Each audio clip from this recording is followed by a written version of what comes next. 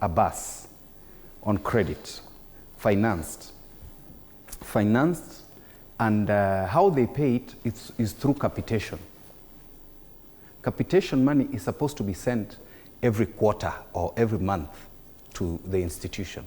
But you find that Treasury does not release the funds required for each student. Let's say it is 22,000 shillings per student. They don't release the funds to the institution for the institution to be able to pay for the facility they have taken from a bank. So interest keeps accumulating. That's an example of one of the situations where institutions are choked with these interests from loans because of lack of systematic operations and efficiency in government. Where Treasury, number one, for me, is the cause of most of these problems. Why? They do not release exchequer in time to all these agencies, when particularly those that are funded by the exchequer. But again, there are these ones that are funded, self-funding. There are those that do, that are commercial. You find that these ones that have what I can call enormous revenue, that still have loans that they are not servicing in time, is because of incompetency. You find the president is appointing his friends, he's appointing his cronies to these agencies. So they don't care what happens. Yeah? They don't care what happens. What they do, they allow it to run down. Their time, they know, I'm here for 3 years, let me do what I can. Let me make as much money as I can.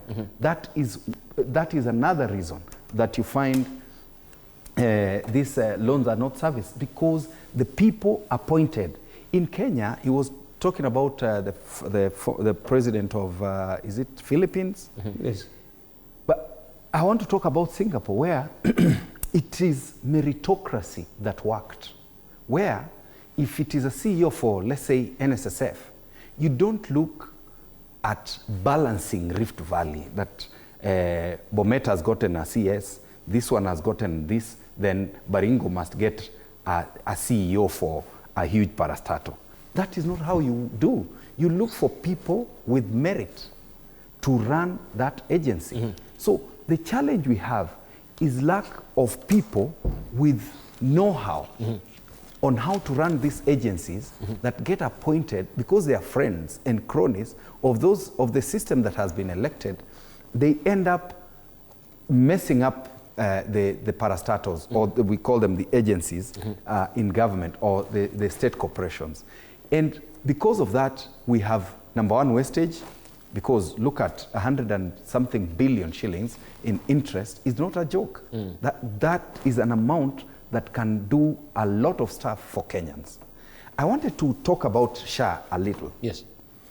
I sit in the health committee, and I want to tell you today, while they speak boldly about SHA working, SHA does not work. The system in SHA does not work.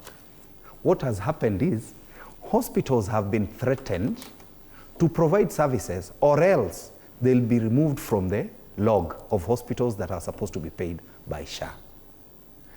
He said his constituents, 3. He has 100,000 constituents. He's talking about 3 because he's the one who made phone calls for them to be treated. And that is what is happening. I did say that. People have to make phone calls for people to get treated, the big shots. While SHA is a good idea, while it may work in certain circumstances, we have a problem, and sometimes we need to own up.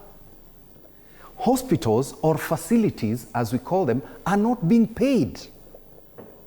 Facilities are struggling to get even equipment and drugs and stuff like that. They're even targeting some facilities in some regions. Like now, there's a facility in Kisii called Nyanchwa Adventist Hospital. It has been struck off the roll. They are being told there's some irregular fraud that was done there. With zero investigation, purely because they just want to deal with certain individuals. I'm not saying they are clean. What I'm saying, yeah, we need to be serious with how we handle our issues. Why? SHA is a fantastic idea. There are certain things that have been introduced to SHA that were not in HNA and in NHIF, like the emergency fund, yeah, which is a great idea. But is it working? Can you get an accident and get into Nairobi Hospital real quick and get treatment? Is it working? You know, they're saying it's working when you are inpatient. Yeah. Now, maybe for the outpatient, it's not really working. It is no. And then, access to healthcare has become cumbersome. How? They are saying if you live around here, your neighbors with AAR, which is a level 5, level 4, level 5 hospital. If you feel sick, you don't walk into AAR. You have to move around, look for a dispensary to refer you to the next level, from level dispensary to level 2 to level 3 to level 4.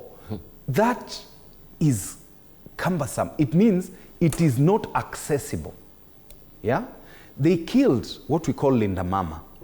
They killed Afya, yeah, which used to take care of students in high schools. But they want to paint this thing as such a shiny golden thing that has come out of space to save us from aliens. Yet really, they have messed up what was working. NHIF was working. We had a challenge with approvals and claims management. That is what ought to have been fixed. And then introduce departments in NHIF for what we call emergency healthcare, digital, and all this. Now, the other thing, when I say about lies, the president said